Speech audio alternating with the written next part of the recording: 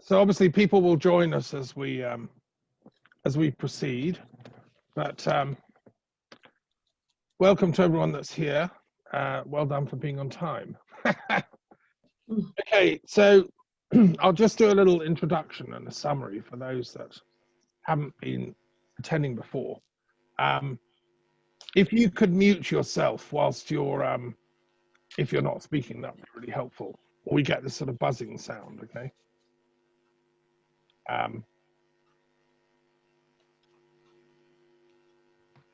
Somebody's buzzing. Who's that? Okay. So anyway, it was you, Bharti. So if you mute yourself when you're not speaking, that'd be really helpful. Right. So welcome everybody. This is a monthly gathering of saints and sages and intellectuals from all over the world, under the rubric of partly the World Intellectual Forum, which I'm the European coordinator for, partly the Peace Studies Institute, which I set up years ago at the University of London, which is still my main organization. And we're holding the energy or the light for the World Intellectual Forum here in Europe. And we're a kind of academic plus practitioner-based peace organization. And then we've teamed up with an Indian group called Transbrahm, who are a sort of intellectual think tank in their own right. I'm sure they'll be joining us shortly, I hope. And the idea is to look at the state of the world, the kind of, the whole idea of the World Intellectual Forum is to bring together thinkers who are concerned with bigger picture issues. We're slightly critical of the World Economic Forum in Davos, which you all know about, which has a sort of technocratic approach to sorting global problems.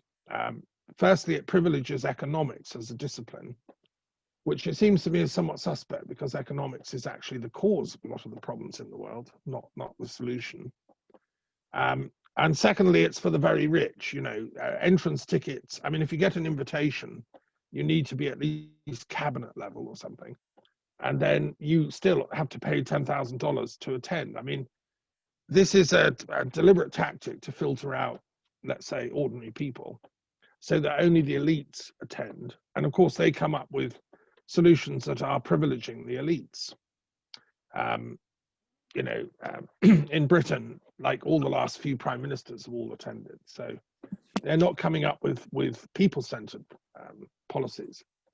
Well, we, the World Intellectual Forum, we're trying to do that. We're saying to the world's thinkers, let's get together and let's think up policies that genuinely help humanity, that can solve our complex problems as a world, in every country, in every region. And it was set up in India in 2017. I was at the founding conference with a bunch of other intellectuals and visionaries, really. So it's a privilege to welcome everybody. I think what we'll do, I'm going to very briefly do a short little presentation. This is my little sort of opening slot whilst people arrive and wake up. And then we've got some wonderful speakers lined up, and we've got some experts, each in their own field, joining us from around the world. Let me just summarize what I've been doing since we last met the last month, okay, and why. So this is my contribution as an intellectual to the world crisis that we're facing, which is multifaceted, many aspects to it. Nobody can do everything. We can all do our bit. I've been tracing the origin of our sort of many religious wars, ethnic conflicts, political instability, the polarization of politics between right and left, demonizing the other and so on, and a fundamental lack of ethics that I see at global leadership. I think the fundamental problem is our political leaders, so-called, are completely, they've even lost the pretense, most of them, of thinking that ethics matters or spirituality. This is a grave situation for humanity. And what they're doing is privileging scientific or pseudoscientific knowledge, and particularly mathematics. What I've honed in on as a historian of peace is what I see everywhere is mathematical knowledge taking over ethical knowledge. So in economics, we privilege highly sophisticated mathematical modeling that will argue that no, we have to make these 10,000 people unemployed and flood the valley with a reservoir because the math shows that's what's got to happen. There's no discussion about the people's rights, needs, or let alone their spirituality. And the same with medicine, which has become a highly technocratic, scientific, big pharma-led business in which economic models and mathematical models dominate. And we're seeing that with the response to the pandemic. The whole thing is a mathematical conversation. Normal people don't have any input. So if you say, well, hang on, could we use alternative medicine? Could we try acupuncture? Could we try herbal medicine? You're just laughed out of the conversation room. You're not admitted. Okay, and we see this in so many fields. Mathematical knowledge has been elevated to the supreme arbiter of truth. Now, I'm tracing this back to about the 17th century, the origin of this split in the history of philosophy. Around about the 17th century, at the time of Descartes and others, there was this idea that mathematics is the only sure way to find certain truth. And this began what's called the scientific revolution. And so it was very successful. We've developed highly sophisticated understandings of biology, of physics, of chemistry. We can now make rockets that can go to the moon. We can make nanoparticle medical interventions that can go in and attack cancers and stuff. So the mathematical model is very effective. However, we've privatized ethics, we've privatized spirituality, and we've left that to the religions so that they alone are allowed or able to talk about ethical matters like right and wrong, good and evil, ought questions, or deeper questions like why questions. The mathematical model of the universe specifically has no why questions. It just says how things do what they do. It doesn't say why. So what I'm doing and what I've been working on in the last little while, this last month, every day, is I'm trying to bridge the gap between religious discourse and mathematical discourse. So I'm creating a whole new field that I've called religious mathematics, which doesn't exist yet, hardly. And I've been looking at sort of complex topics within both mathematics and religious studies. And I've been asking, how can they benefit from a conversation with each other? Let's imagine we have the 100 best mathematicians in the world and the 100 most profound theological scholars and theologians in the world, lock them in a hotel for a week and ask them to come up with a solution to the world crisis. What could they come up with? Okay, that's what I've been working on. And I've been addressing topics such as relativity theory, and I've looked at this from a theological and a religious and a mathematical question. I've looked at quantum theory. I've been looking at cosmology, models of how the universe got to be here and where it goes, what's its story. I've been looking at biology and the nature of the cell. What are we made of? What are cells? Where did they come from? I've been looking at evolution, which is closely connected with that. What is the driver of evolution? Is there a divine intelligence, or is it just random atoms sort of in the void? I've even been looking at things like poetics and sacred literature, because most religions believe in poetry as divine inspiration. The world can, benefit. We are in communion with the gods. The gods can speak to us through seers, poets, rishis, yogis. Whereas the mathematical model of the universe would say, well, that's ridiculous. They're just crazy. Well, I've been looking at that quantitatively, asking mathematical questions about how that inspiration works. How much of the Quran we could say, well, that really is truly divinely inspired. And then what that means, right? And then I've been looking at theology. And this is the final bit I want to say, just I'll end on this and we'll have our first speaker. This bit I think is quite exciting, right? So bear with me. The first thing we have to solve mathematically is how many gods there are. If we're going to have a mature peace language developed on this planet, we have to know how many gods there are. Because it seems to me the wars are being caused by people who have different mathematical computations about the nature of God. We have the one God is all tribes. That's Islam, Judaism, and to some extent Christianity.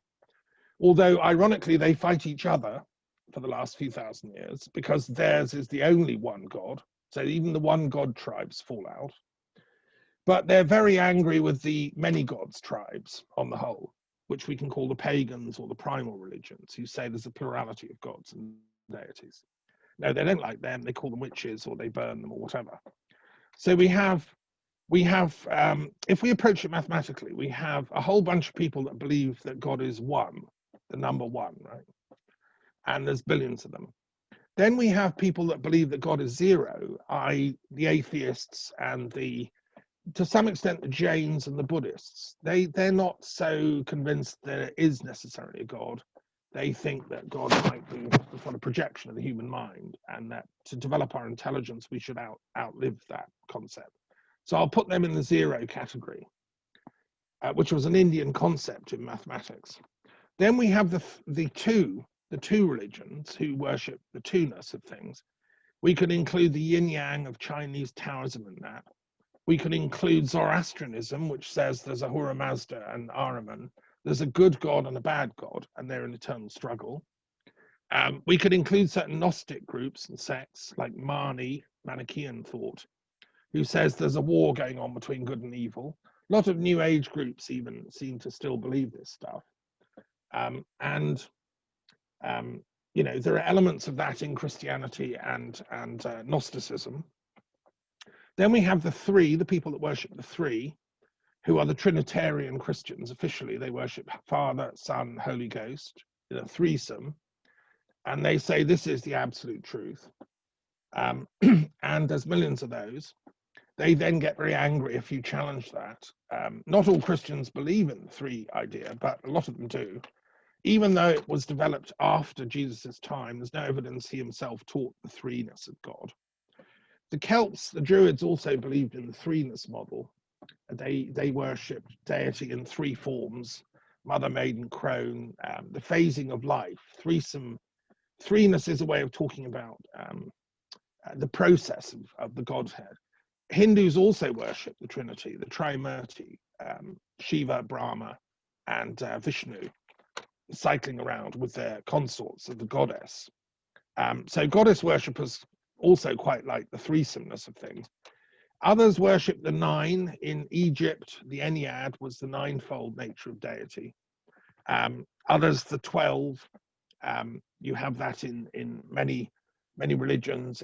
God comes in 12 categories or forms, as on Mount Olympus, the Greek pagans. And then you have polytheists who believe in vast numbers. The official take by Hinduism is there's 33 million gods, right? Which I think is probably a modest number, in fact, and it's an extension of three. Well, what I'm arguing in my studies and my book, and I'm presenting to you to chew on, is what if we've got a model at the moment that says only one of these can be right? The reason we're locked in religious wars on this planet and intellectual wars is because people strive for hegemony in different cultures, and they impose one of those numbers on the rest of us. What if they're all simultaneously partly right? This is kind of relativity theory applied to theology, okay? From their perspective, they're right, yes, you know, but not in an absolute sense. What if, how about a model whereby they're all simultaneously right? And what would that look like? We could affirm all the numbers simultaneously. Well, I think if we look at quantum physics for guidance, we can see that, yes, actually, that's how the world works, because you and I, and all the sound vibrations you can hear, the light you can see, we're all made simultaneously of particles, but also waves. You know, if you go into it, we're both and. And then if you look through any one particular lens at any one particular moment, you either manifest as a wave or a particle.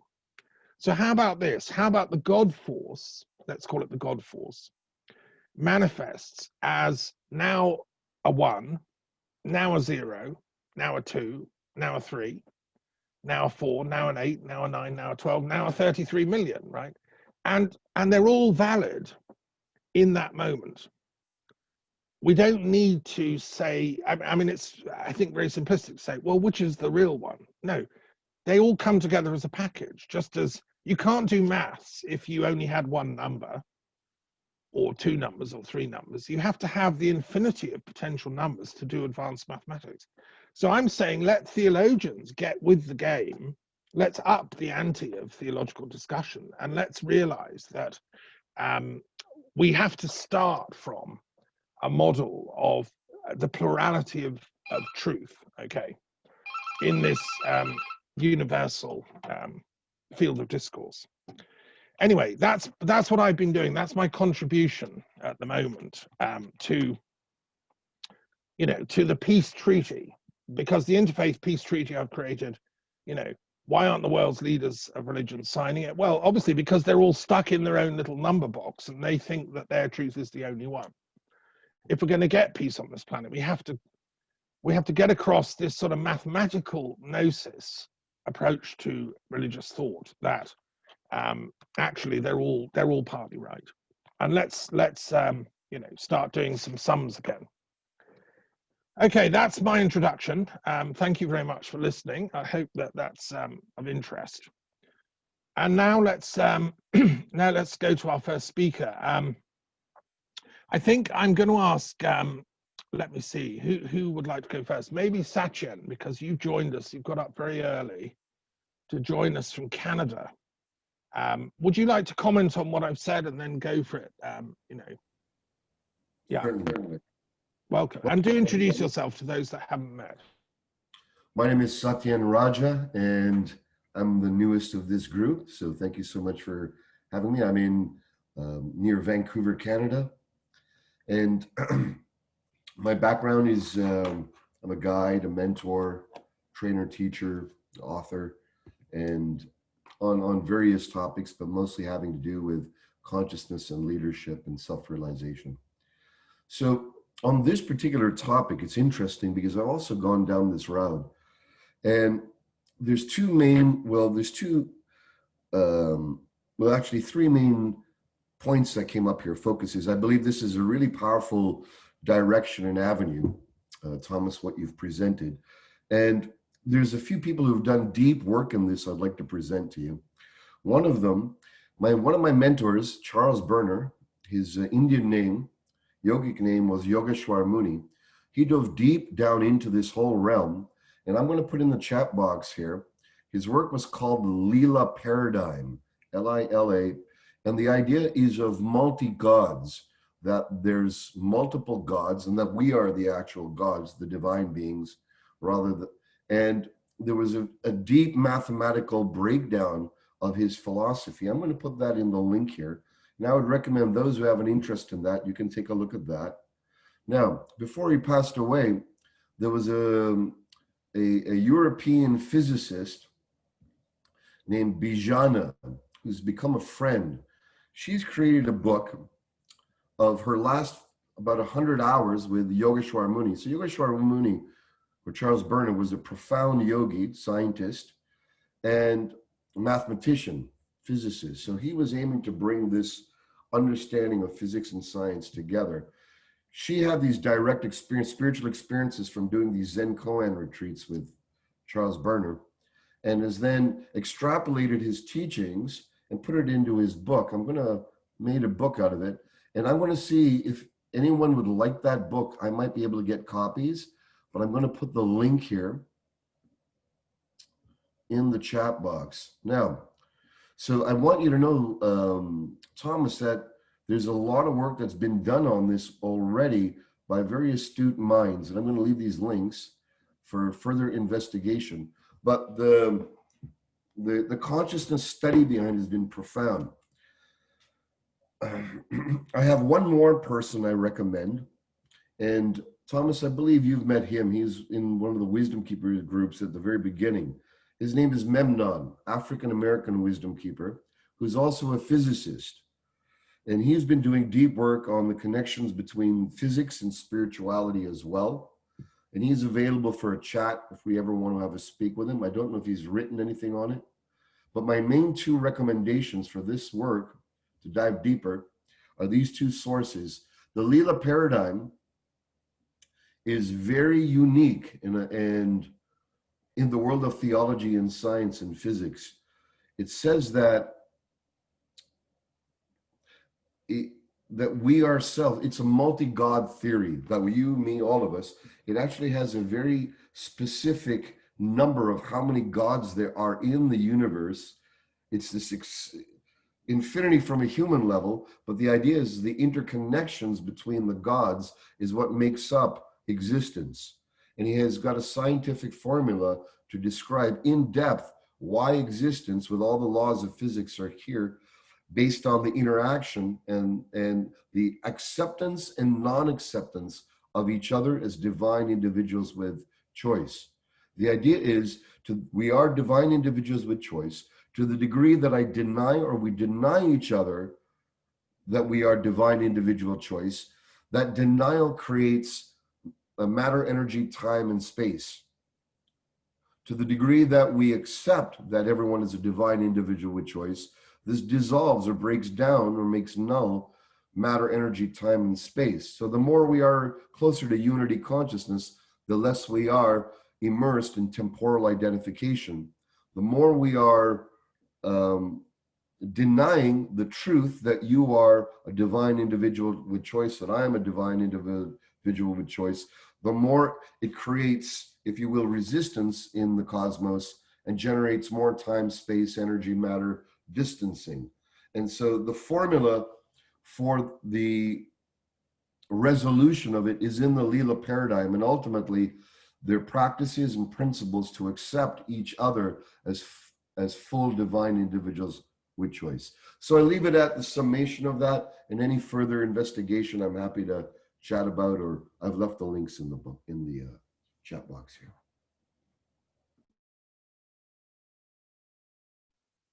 Well, thank you, Satyen. That was excellent. I mean, it raises some, interesting questions. One is, if we are, as you put it, gods in human form of divine radiance, why is the planet so messed up? Why have we got it so wrong? Why are we so useless at being gods in human form? There's, I don't know, The principle is that we're the main. Would you like to address that? Sorry. Yes, the main principle of why the discord is there is the denial. First of all, the forgetting that we are, and the denial of everyone else's divine individuality with choice.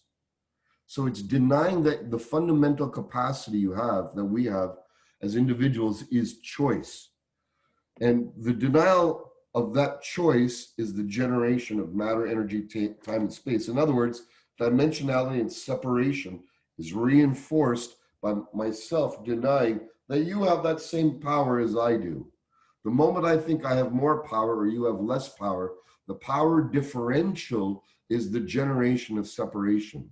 It's the recognition of the power sameness and the ultimate power being just choice itself.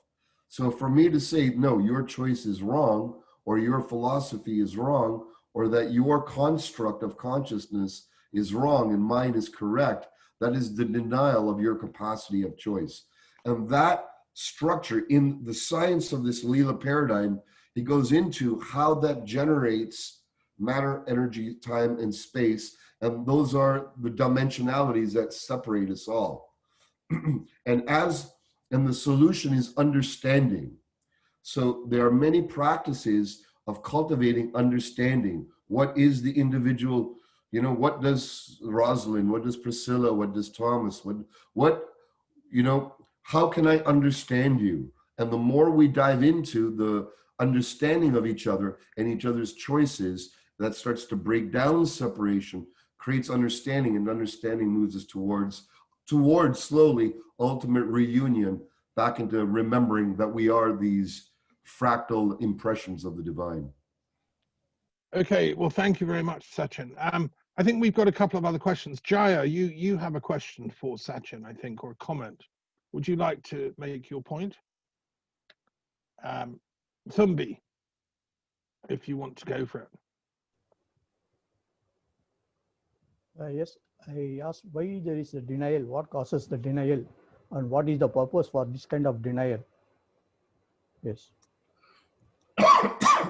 I think this is the classic yogic philosophy that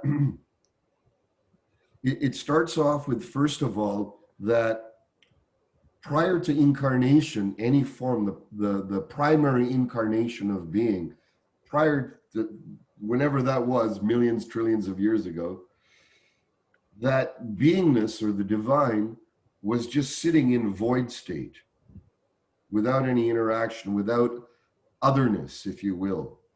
And somewhere in the space, there arose the question, is there otherness? And there was a seeking or a reaching out from center, from no self, no causality, no time and space, if you will, quantum field, prior to the field, the absolute void. The mother prior, as they say, the Tao is prior to existence, the 10,000 things. And so in that prior condition, that intention to know, is there otherness like me? When the awareness went out, is there was an experience of another one reaching back out going, wow, there is otherness. And in that contact, the Lila Paradigm, its philosophy is that was the Big Bang, the first recognition that there is other divineness as myself, as an example. But it's not in time and space, and it's not numerical. It's just there is otherness. Now that, in the moment that happened, also became huge recoil is back. Huge recoil. It's like, wow, there is otherness. Whoa, are they safe? Are they me? What are, so all these infinite questions come out. And so the universe in this philosophy was created as a proxy universe so that we can indirectly get to know each other, because in direct union, there is no matter, energy, space, and time. There's just union. There's no subject-object relationship. But the subject-object relationship arises out of the denial of each other's divinity. So why is there separation? It's a proxy universe, if you will, for us to have staged evolutionary capacity to recognize each other through first gross forms, then subtler forms, then ultimately divine light forms, and then ultimately the absolute, which is transcendent to all forms. So in essence, the reason there is separation is because we have recoiled back from the absolute knowingness that you two are the divine. Right. Well, thank you very much, Satyen. That's very eloquently put.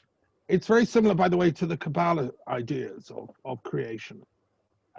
Isaac Luria's ideas are very similar. So what I'm doing in my work on religion and maths is trying to compile a way of talking about all this stuff, but mathematically, as well as spiritually. So anyway, we'll carry on with that conversation. I want to move on to another speaker now, because here we are, intelligent human beings, but we're living in a world full of nuclear weapons. This conversation could be ended, in a few minutes if somebody accidentally triggered a warning by mistake. And it's happened a couple of times. I watched a documentary about a Russian colonel, Petkov, the man who saved the world. I really recommend this documentary. He was on duty in Russia near Moscow. The warning signs came in. America was attacking with its nuclear missiles. This was back in the 1990s.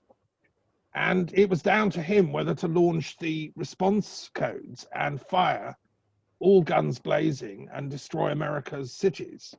And that was, he was 10 minutes away from pushing the button. And it was down to his personal choice. He decided it must be a mistake. He didn't think the Americans would be that crazy to have launched an unprovoked attack on Russia. So he didn't fire it. And it happened 2 or 3 times. Watch the documentary. It's the most scary and yet human documentary I've ever seen. He's the man who saved the world, a middle-ranking junior officer in the Russian army. And we're all here because of him. But next time it might not happen, right? And I want this world to carry on. I love this world for all its problems. I want it to carry on for my grandchildren, my great-grandchildren, all of our children's children for the next, foreseeable future, to solve our problems, to finesse our knowledge, to develop our spirituality and so on. If we blow it up with a nuclear war, we've really failed. That's I'm afraid, were chucked out of the exam room for misbehaviour. So I want to ask our friend Roslyn Cook, who's joining us from Sussex, who's been active in the peace movement for many years. She's been attending and monitoring the attempts by the world's leaders to get rid of nuclear weapons. There's a process going on, so hopefully she can explain that process to those not familiar with it, and then give us an update. You know, how are we doing? How close are we to getting rid of these nuclear weapons? Roslyn, go for it. Thank you, Thomas, and thank you for inviting me here.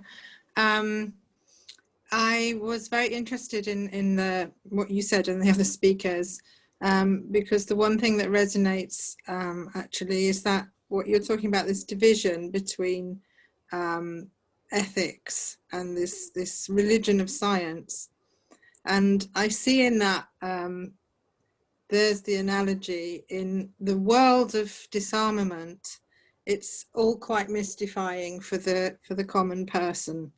I entered that world in 2010. I went to the Non-Proliferation Treaty Review Conference, and it was quite a revelation, really, to realize that the language, very mechanical and robotic, to do with numbers of nuclear weapons, was entirely missing the dimension of the human being.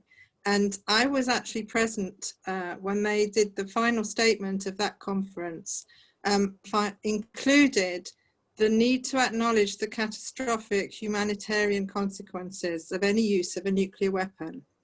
And within a year, the International Red Cross had brought out a major report urging all governments of the world to acknowledge that there was absolutely no rescue mission, that you know, come the use of even a fraction, even by accident, of any of these nuclear weapons, it was utter folly to risk that detonation, because that would be it, really.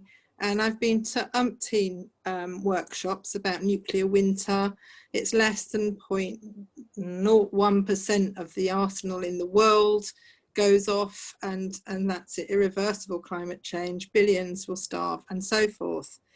And I've also observed what happens to people. It's kind of like a freeze and an incapacity to take that on board, to the extent where, if you talk about denial, you know, John Pilger, the journalist, said this in 2005, it's the most dangerous silence there is.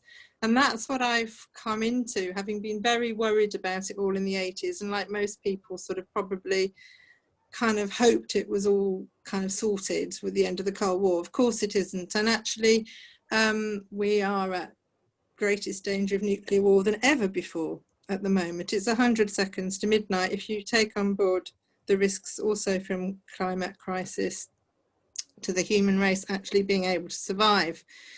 Now, I think anyone looking at the behavior of human beings in this situation,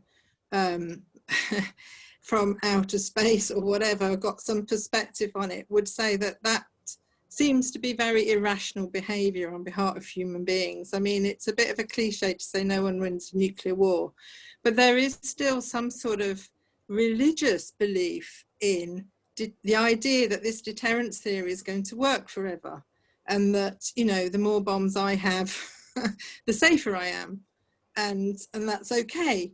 And the majority of the world have been trying to talk some sense into those countries like ours in the UK that have nuclear weapons for a very long time. And the whole basis of the Non-Proliferation Treaty is, you know, that bargain that ultimately nuclear weapon states will get rid of them all.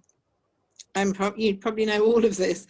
So I've been involved with the international campaign to abolish nuclear weapons, which is the initiative of the non-nuclear weapon states, in very much the same frame, I guess, as smokers and non-smokers urging smokers to give up. It's the sense that the only way to get them to understand this addiction is not acceptable because it harms everyone else.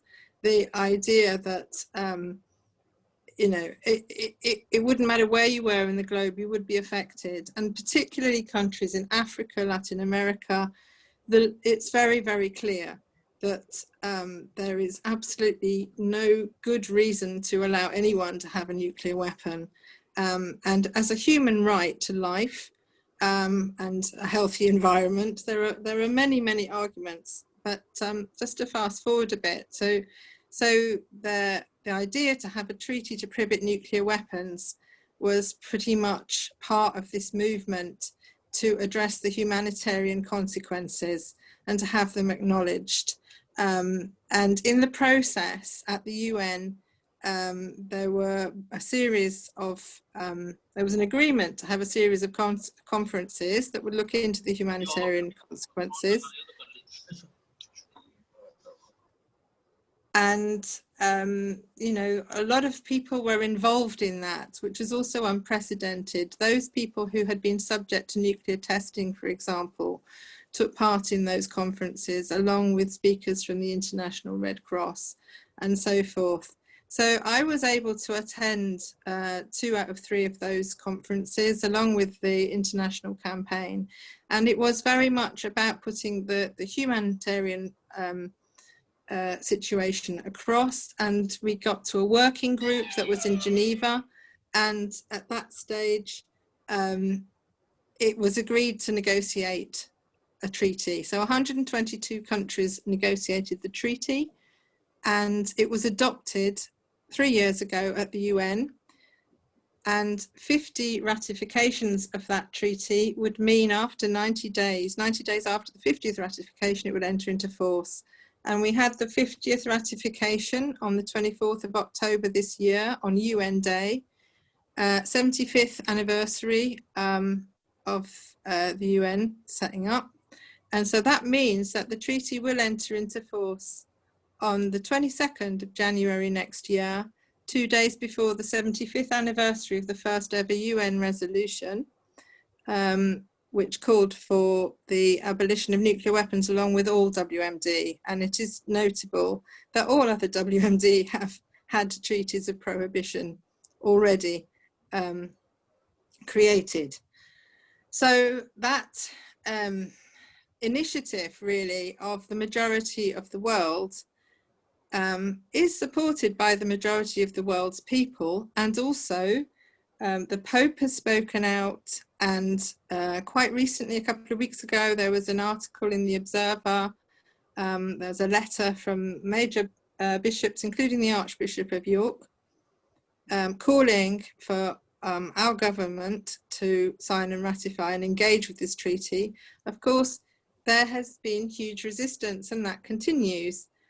So the argument is that it undermines the Non-Proliferation Review Treaty, which is nonsense, because it actually complements the NPT in terms of Article 6 and the commitment that was made to get rid of all nuclear weapons. So there's a lot more I could say. I'm going to consult Thomas which direction he wants me to go in, but that's, yeah. Well, thank you so much, Roslyn, for your, I think maybe we can do questions now, because you're a mine of information. I want to start with a question to you. So it's really good news that 50 countries have now ratified, but I want to know, what does it mean? You say then it comes into force on the 22nd of January. What does that actually mean by coming into force? And how does it apply in countries that haven't signed it? Let's say I'm in France and I see a lorry carrying nuclear weapons going down the road. What difference does it make? Well, the naysayers will tell you that it won't make any difference, precisely because the nuclear weapon states are resisting having to take it seriously. The biggest difference is that they will find it very difficult once it becomes law, which is entering into force. It will be within international law that nuclear weapons are illegal. It will be a question of contention at that point, that they disagree and they don't want to sign it. But I think that in terms of shifting mindsets, and this has a lot to do with empowering the countries that are resisting the bullying, because there's a lot at stake for the nuclear weapon states, for sure. And they have being quite blatant in trying to persuade people to even unratify, because they don't want this thing to happen. And that I think they are a bit rattled. I think it will, for financial industries, mean that they are now controversial weapons. So we saw the same kind of process with cluster munitions and so forth.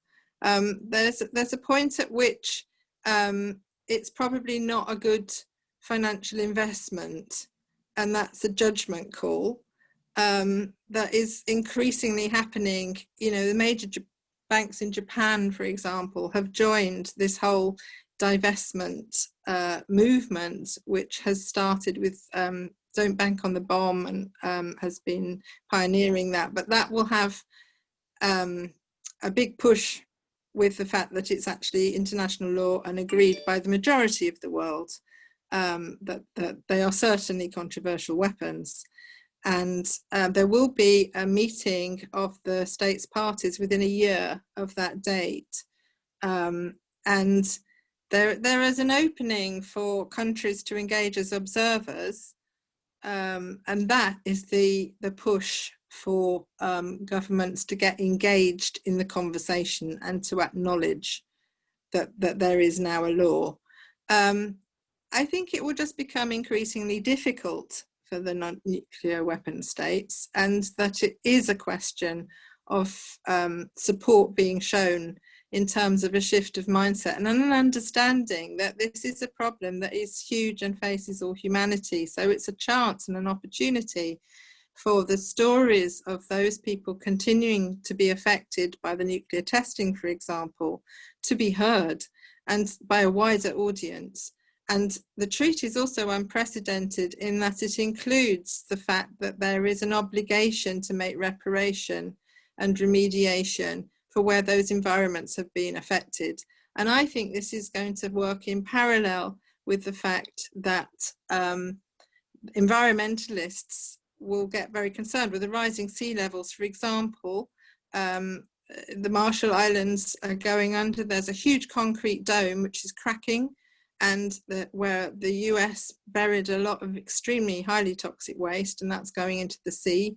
So the effect, the ongoing effect, and how it's affecting the environment and the health of people comes, I hope, more apparent to a wider audience concerned about the environment and human rights.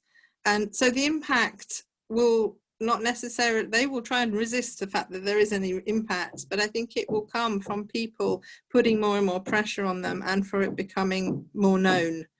And including that, I was delighted to hear the fact that Scotland is planning another referendum for independence, mainly because I have this uppermost in my mind. In terms of the UK, I wonder where on earth nuclear weapons could go if Scotland were independent. Nicola Sturgeon certainly wants to ratify the treaty and is certainly calling for the UK to be engaged in that meeting within the first year. So that's partly. Well, that's an exciting note, because I lived in Scotland for 7 years and tapped in. You came and spoke at the castle up in Scotland, which was just where the nuclear weapons of Britain are stored, at Faslane. And there's a giant mountain called Coalport Mountain where they've hollowed out the mountain and they keep Britain's nuclear missiles in there, which they then bring out and put on the submarines, and they're patrolling the coasts all the time out in the Atlantic. It's a very barbarous system, this idea of mutually assured destruction, you know. It's like two caveman tribes with a giant pile of stones, big chopped axes, and saying, well, we need more axes because they've got more, you know. It's very primitive logic. And so really what you're doing is at the forefront of what we're talking about theoretically, ethics versus scientific technocracy, which just thinks in purely numbers form. Well, you represent, and the movement you've been telling us about represents the ethical fight back against this. So I wish you every single, you know, empowerment from the gods that you can receive. And also, I'd just like to put a plug in. Roslyn was nominated for some kind of international award. I'm not quite sure what it is. And I want you all to vote for her. It's an online thing. Can you tell us what that is, Roslyn? Thank you. I mean, voting does end today, or at least 8 o'clock in the morning, UK time tomorrow.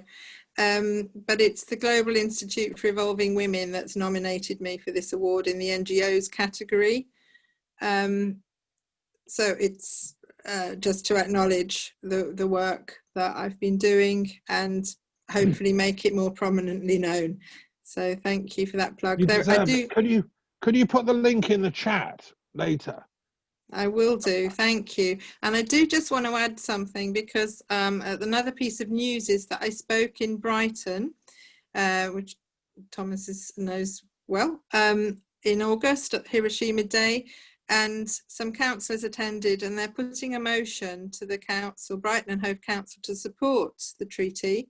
And amazingly, actually, to me, the shift is palpable, because they are quite confident this motion will pass, in which case we're drafting that motion at the moment. It will be one of the first cities around the world to show support for the treaty after and as it enters into force.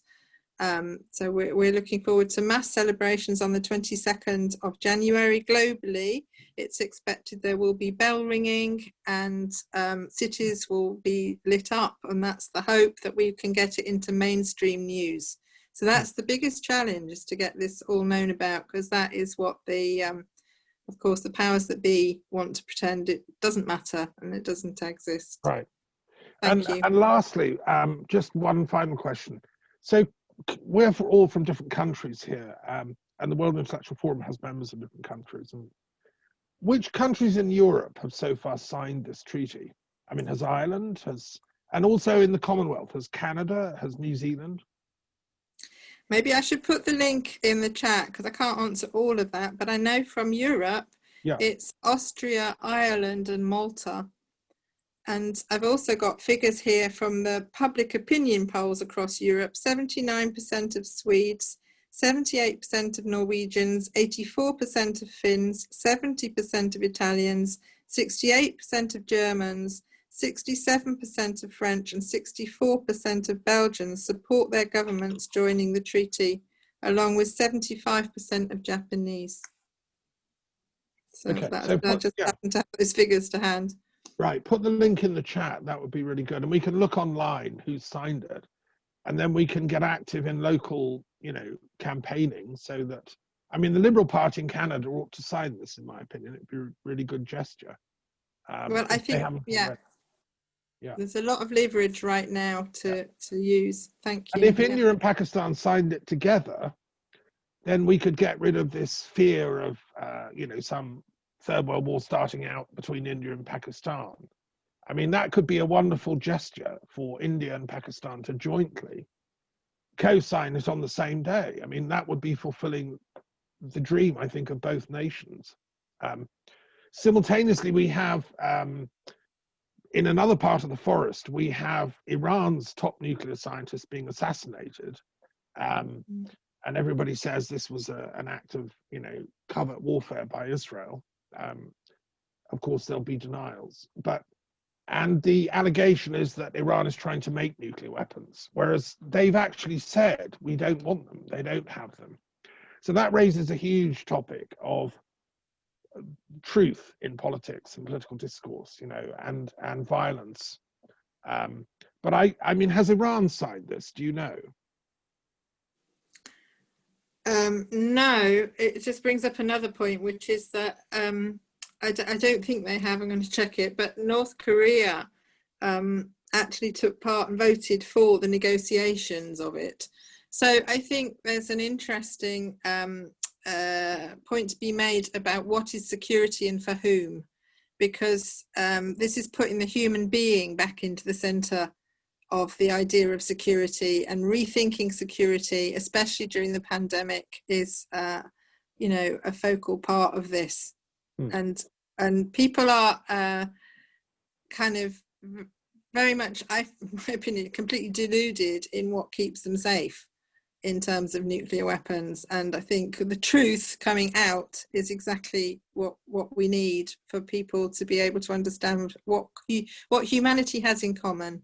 It is very clear, and then to get behind the treaty and know that there is a path towards eliminating them safely, with verification methods and so forth. I think that is the really important message, to reassure people to get beyond fear. And I just noted, very interesting, a bit of astrological fact you might know much more about, but there's a Gemini lunar eclipse bringing in an era of truth, justice and law, apparently, 9:30 this morning. So how appropriate.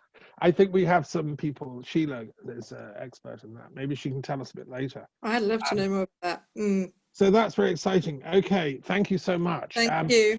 One of the issues you raised is the question of obviously women, and you've been nominated for this women's group. And my mother was an active campaigner. My mother and Roslyn were old peace campaigners for years, you know. And I mean, women stand to lose everything if there's a nuclear war and any other weapons of mass destruction go off. So I think working with women and youth, you know, if we destroy the planet, if we let the old folk blow it up because of their arrogance and pride, you know, it's a scandal. As parents, I don't know how many people are here on this call are parents. I'm a parent of 3 daughters. I can't live with my conscience. So therefore, the World Intellectual Forum, we organized a section dealing with youth, and we're going to hear from Bharti Jain next, who's our leader for that, based in India. And Bharti, do tell us what you've been up to, and you know, any thoughts you've got to share how we can solve these problems from a youth perspective.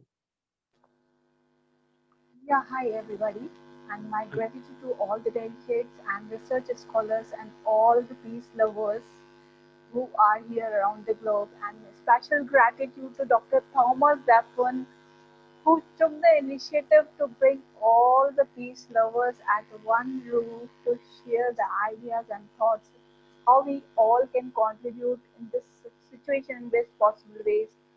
And you know, at this age, Thomas, you are working so actively and become an inspiration for many youngsters and peace scholars. And with your inspiration, we actually formed a youth wing WIF in December 2019 with the thought process to bring the youth mind together to contribute in world peace.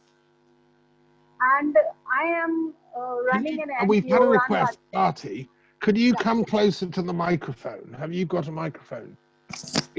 You're very quiet. Yeah. Can you hear me now? That's better. Thank you. Yeah. Yeah. So, so we formed the youth wing WIF in December 2019 with the thought process to bring the youth mind together to contribute in the world peace. And we at Udan Bharti Sky Foundation, which is working for youth and women empowerment, and during this pandemic time, we have organized a lot of programs for kids, young minds, and elderly people, women, general public at large, across the world with our different innovative mindfulness programs through my own innovation, Amokar Gym or Bharti Yoga. As Mr. Raja said, why there is a difference. So our perspective is that people should know themselves, their values, their passion, and for which we are working. So we analyze the issue which is arising as an after effect of this lockdown. And there's a lot of findings, but today I'll mainly focus on the future of our country, that is our kids, who is the agent of change.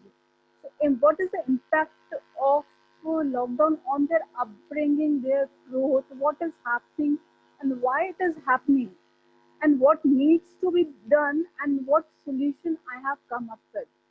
So basically I would like to pay your attention to this critical problem which children and youth is facing worldwide, because what we should know what is the root cause of it. And we need to encouraging young intellectuals and revisualizing education so that young minds are engaged with deep thinking. So during this process, we have come up with some findings. Everybody knows about the big crisis, economic crisis, which we all knows. But because of this, what is happening? If we see all around, there is a need arise for more earning hands in the family. Women who is working at home, who is the caretaker of their child, they are trying to work from home for small earnings. In fact, we are also training women entrepreneurs so that they can earn something. But what is the after effect of that? They have less time for their children and they want to work peacefully. That is why they are rejecting their children, or they are avoiding their children. They are giving them the gadgets. Gadgets is a good thing, but for a small kid, this is creating a wrong impact. Mobile phones, they'll switch on the TV and they will engage them for cartoons so that they child can sit silently and they can work on their own. If you have a joint family, it's mainly if I talk about India, and they do not want to reveal anything to their in-laws or other family members, so what they are doing is they are asking their children, do not tell this thing to your grandparents or uncle or aunt, or otherwise we will send you to the orphanage or at a place where they people will cut your hands and leg and will ask you to beg. So ultimately what parents are doing unknowingly is they are threatening their children. I mean unknowingly, they are feeding their child with fear in one or the other way. And my program Namukajim or Bharti Yoga, which is based on science, psychology and spirituality, which is very much needed. I'll explain you how it is impacting the behavior of the child and what will ultimately lead to violence, which is not acceptable to the all peace lovers actually. And another thing we analyze is big change in the education system, that is online classes. So if there is a single parent, a child is small, parent has to sit with a child, either they can make their earning or they can make their child learn. So there's an increased frustration, stress or depression. There's a lack of physical work, so it increased obesity that again lead to depression and all. Teachers are taking advantage, no proper classes, especially for kids. For young minds, 8 hours online classes make them badly tired and sick, which is leading to increased depression cases, and they are uncertain about their future. They're off track now. They're losing their worth. Either there is some fear or a kind of pain which is pain for not able to bring that change they want in their life. So there's an increased cases of racism or sexism. I'll touch this topic in the next session maybe. But today I would like to pay your attention towards a big problem which I could see. And when I see the upbringing of a kid, what is happening and how it is happening. Because growing up kid is the future of every country. So the growth process must be taken care of it. And we want peace lover in the world rather than the if we want these peace lovers rather than terrorists or criminals. Yeah.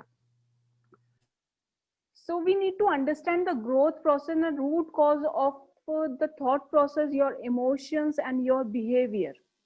And you can relate this with your own growth process, and you can analyze why such behavior of our kids, why we are peace lover and why somebody is towards the criminal thoughts or towards the terrorism.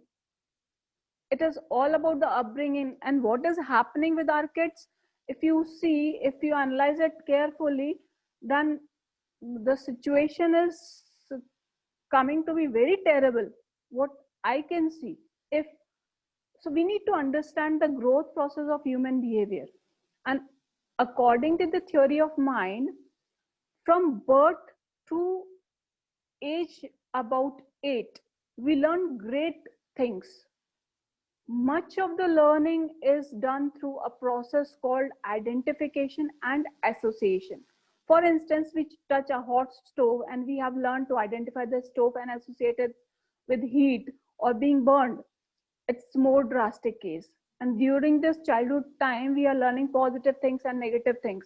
So what parents are doing all around, what caretakers are doing all around, a kid is taking each and everything, that becomes its learning, the life script, and becomes our subconscious mind. And in this way, the power of our subconscious mind influences our behavior.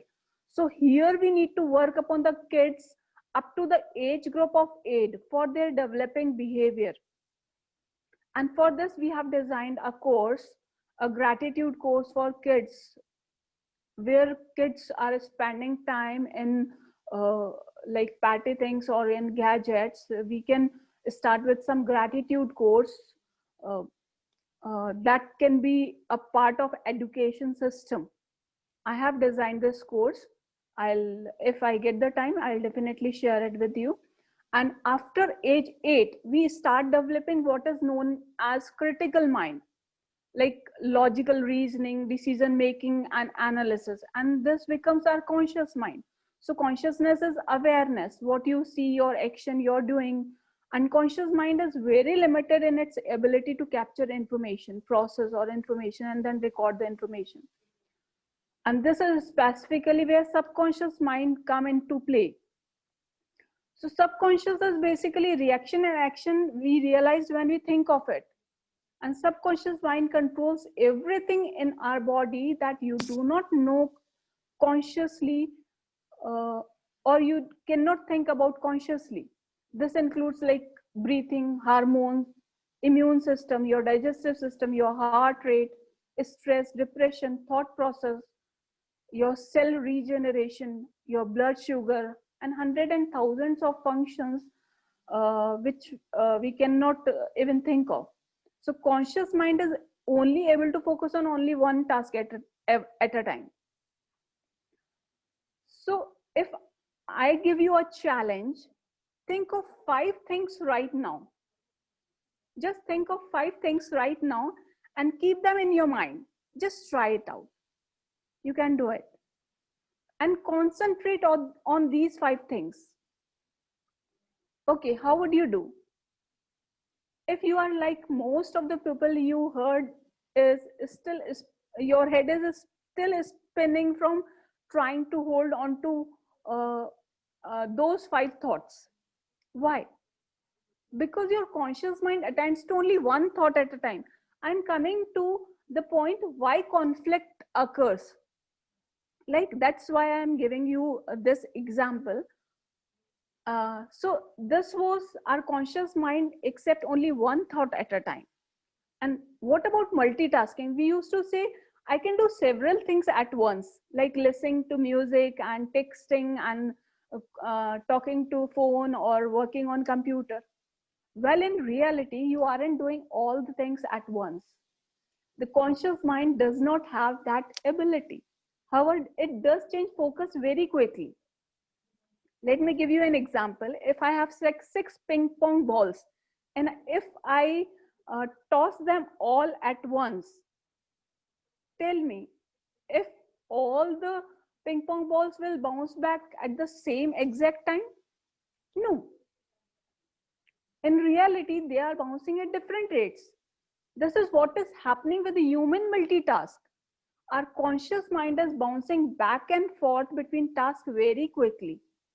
However, now coming to the point of conflict, however, we are missing certain pieces of information because our conscious is accepting one thought at a time and it is bouncing back between the thoughts. We are missing certain pieces of information that is the real cause of conflicts that arise between 2 people or 2 families or societies or at the biggest level between countries. There are so many times even we analyze that somebody said, I said this thing, but you will say, no, you didn't said this thing, because your conscious mind skipped that part. That's why you didn't perceive that that particular conversation. You missed that conversation. This is why when a student is daydreaming, they do not recall everything that a teacher instructs them to do. And this information did come it through the ears, but it is ignored by this conscious mind. And this missed information is stored in the critical cortex. We can say there is a area between our conscious and subconscious, that is the critical cortex. It is there. So all the information that you missed, it is not actually missed. It is still there, but the critical cortex is like a huge file cabinet full of files, but the problem is that files are not labeled. So information is there, but we really don't know where to look. So our perception is we never received the information. And this is the biggest cause of those conflicts that arise.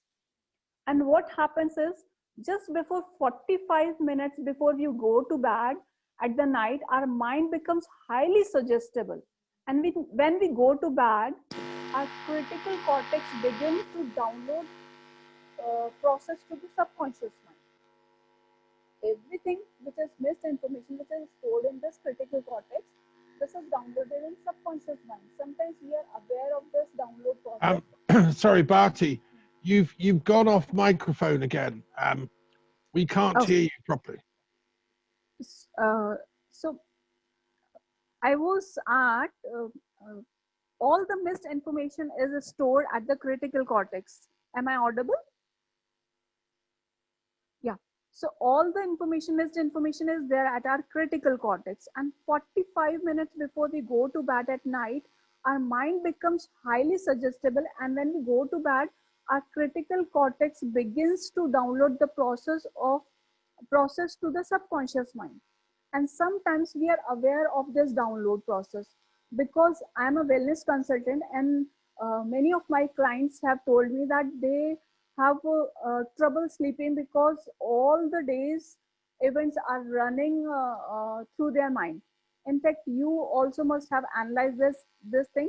At times we used to recall all the day's event at night, and that's why we feel sleeplessness. So ultimately, all the information is stored in your subconscious mind, and that becomes your behavior. That becomes a drive force for your life. So basically, the biggest source of crime and violence is what is fed into our subconscious since childhood to the young age. That's why I brought up the point that we need to work upon the children from 1 to 8, and then second upon the youngsters. What we need to do is, at the age of 1 to 8, we need to feed the subconscious of this child with the positive thoughts, right? With the gratitude and all, with some visual activities, so that they can imprint in their subconscious. But what about the age group which is now above 8 above? So for that, we need to rewire the mind. According to Dr. Kappa's theory, the subconscious mind makes up of 88% of our mind, and conscious is 12%. If we think any of the activity, so whatever we are doing consciously, basically it is coming from our subconscious mind. These instructions could be good or bad. Subconscious doesn't know what is right or wrong, good or bad. It's now up to the conscious mind to decide what to do and what to accept.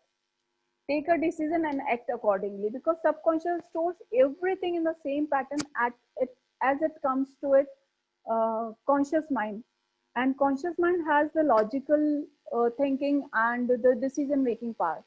So everything we experience in our life is a direct result of the programming that has been placed into our subconscious mind.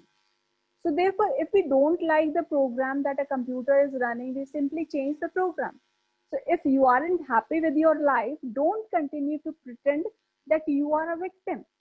It's vital for everyone to understand that we are active participants, and as active participants, we either consciously or unconsciously make choices that directly lead us to a situation we find ourselves in.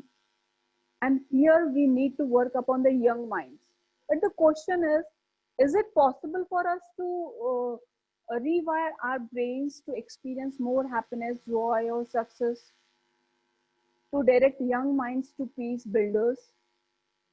Are you able to change the habit, feel better, and improve our lives in every ways by coding the mind in the same way a software developer would design a virtual reality?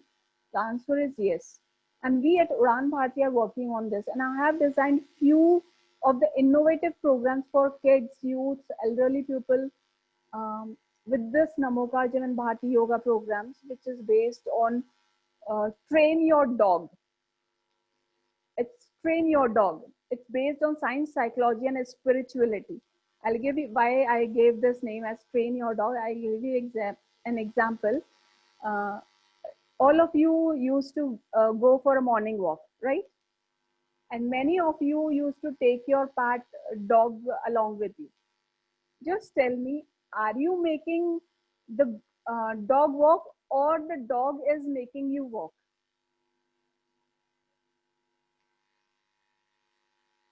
Just think, are you a master or slave? We usually see a dog drags you in the direction he wants to go, right?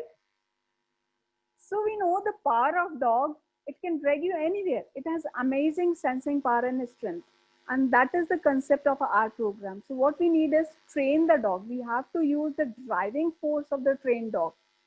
Have you seen the dogs of military and CBI? They are trained dogs.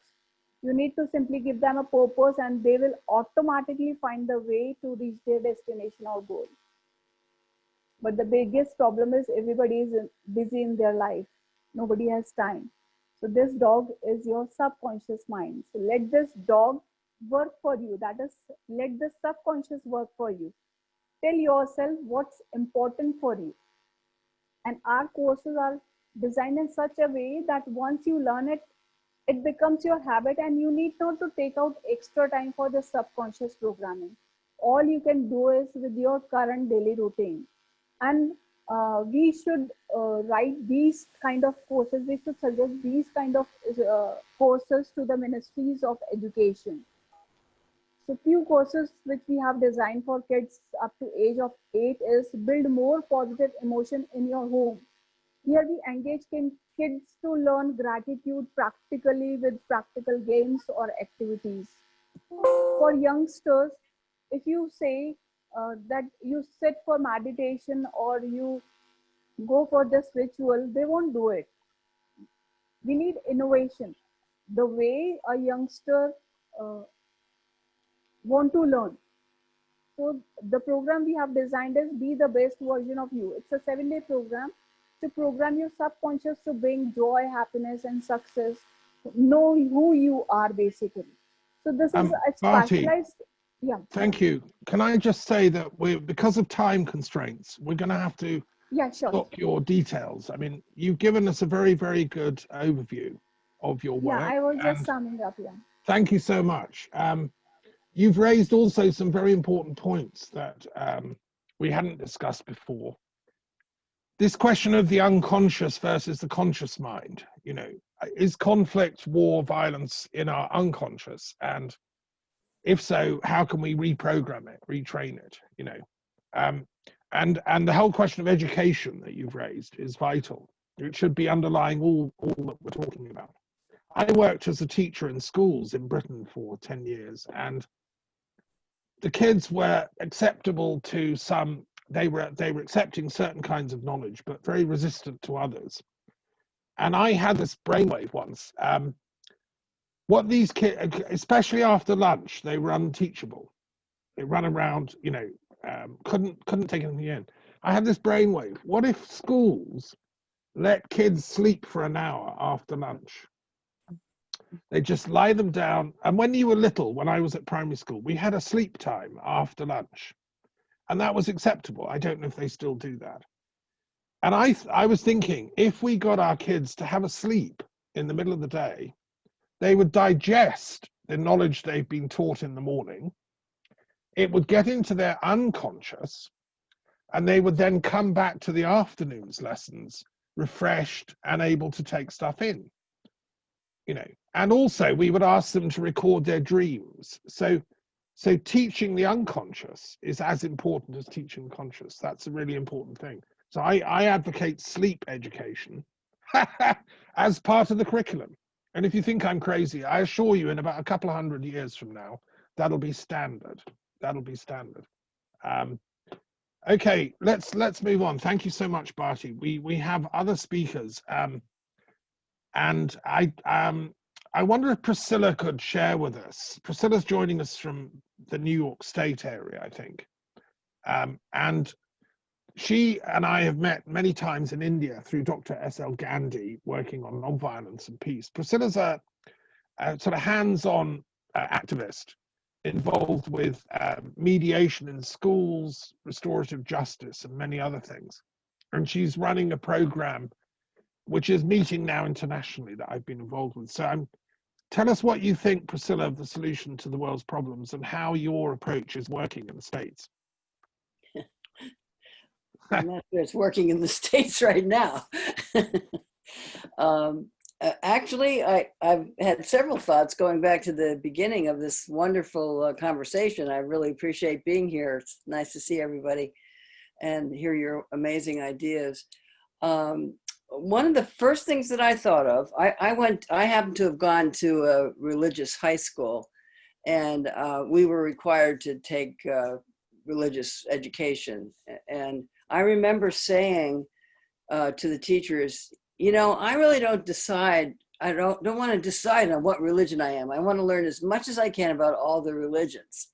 And I was thinking that that came out of a feeling of not knowing enough. But, you know, in light of what was said earlier, I think there is a certain wisdom in young people that, you know a lot when you're 17, 18, 19 years old, that we don't acknowledge that young people know, all of this. And I've often thought, well, I still haven't really picked a religion. I still want to learn as much as I can about other religions. And to me, that was really, really important. The other thing that we teach, we do a lot of conflict resolution education, peer mediation. We have a program now called Social Mediators, which looks at cyberbullying, online bullying. And one of the things we also teach, has anyone here ever heard of sociocracy? Yeah. Anybody? You have, Thomas. Anybody else? Gerard Endenberg came to work with us years ago. He's a Dutch man who was a Quaker and started a business to show the world that sociocracy is a viable thing. It's really based on consent and based on circle structures. And when Gerard came to speak with us, our staff said, oh, well, you actually, we operate on consensus because we were originally started by the Quakers, and consent is actually easier to do and more efficient. And so when we talk about autocracy, where one person tells another person what to do or another group what to do, and then democracy, where there are winners and losers in democracy. So democracy is not really that unifying of a thing, even though we all strive for democracy. But in sociocracy, it's based on nobody objecting and everybody's voice being heard. And to me, that's really important here in terms of what Thomas was saying earlier and what others are saying as well. So we try to teach, problem solving and openness and lots of different approaches. And there definitely is no, one right answer to a conflict. So I'll stop there, but those are some of what I've been thinking about during this interesting conversation. Okay, thank you very much, Prisilla. Yes, sociocracy was a concept coined by Auguste Comte, who founded sociology. He wrote very, very complicated treatises, but it was then developed, as you say, by people in the 20th century as a sort of system of facilitating communication. And when I was in Scotland, I met some people that are applying it in Scotland, in Edinburgh and Glasgow, to build, sort of decentralized grassroots communities that are based not on a sort of hierarchical model of power, but on a sharing model. and they're pioneering stuff, along with people in Iceland as well. So that's very exciting. Okay, any questions to Prisilla? You didn't tell us about the restorative justice program, Prisilla. Do just share, because you're working in schools and prisons and things. Yes. And you're dealing with racial injustice. These are very topical issues for the world right now. We're all watching America. They certainly are. We've been doing restorative circles in many schools in the New York City area. We're located in the metropolitan area of New York, and we began working in schools that had very large suspension rates. And what they found is to use a circle model of restorative practices actually ended up keeping people part of the community and not expelling them from school or, you know, causing them to leave for a certain period of time. So we start out, and the international circle that grew out of the New Delhi conference from last December, that is focusing on teaching the restorative practice model. And there's what's called a circle keeper, and then there's a centerpiece in the circle. And people write what their values are, they write what their guidelines are, and then they kind of revisit that when they get together. So the first part of restorative practices is really group building and pointing out you know, all the positive qualities of each person in the group, and it really works in terms of making people feel part of the whole group. And then as we move along, we also teach conflict resolution skills. And then the idea is by year 3, in working with a school, we can end up having the processes that we've learned in the circle to restore the relationship. So if someone does harm to another person, then we try to find a way to repair that harm and bring the person back to the circle rather than kicking them out or punishing them. It's more, it's not about punishment so much as it is about making amends. So it's a very different philosophy than discipline. So we've been using all kinds of circles for learning our conflict resolution and communication skills, but also to resolve conflicts as well. I think that I'll stop there. No, it's innovative work, and I suppose the concept behind restorative justice is that you're restoring broken relationships. Yes. And that, I think, is something we need as a planet. Yes. The planet is full of broken relationships between countries, between religions, between nations. And somehow we have to find a big circle that can restore these relationships. And in Hebrew, the word is tikkun. Tikkun means repairing or healing. They say in the Kabbalah it can only be done by prayer, but also right action by well, what the Bible calls righteousness, but that translates as dharma in other religions. So that's what we're doing with the World Intellectual Forum project. That's our little contribution to a global circle of restoration and repair. Right, I think let's hear, we have a question from Roslyn Cook. Roslyn, do ask your question. Okay, thanks. I was just wondering if Prisilla knows Dominic Barter, because I'm aware of restorative justice circles. He's very well known in Brazil. Just was interested. I have heard the name. I don't know them personally. Yeah. Okay, thank you. Maybe you could put them in touch, Roslyn. Yes, put your email in the chat, Prisilla, and then Roslyn Sure. could send you Dominic Barter. And we'd like to get more people who are doing this work joined up, around the planet. Yes. And Brazil is a real intellectual powerhouse. I have a contact who's spoken at some of my events from Brazil. She's an academic, but I'd love to have more, peace contact in Brazil, which pioneered the whole idea of like using theatre for restorative work. Auguste Boal pioneered this idea of using street theatre Mhm. to heal conflicts. So I know people that have done street theatre in Naples with people that have been victimized by the mafia. If you act out the pain, and also people that have been doing this in places of extreme violence, torture in Latin America, where fascist groups have been in power and killing people, they've created this theatrical protest movement. So they go to places and show placards of the people who've been disappeared, and it's powerful stuff. Theatre has a huge transformational potential. Mhm. You know, so that's another example of this kind of applied peacemaking work. Are you in touch with anyone doing that, Priscilla?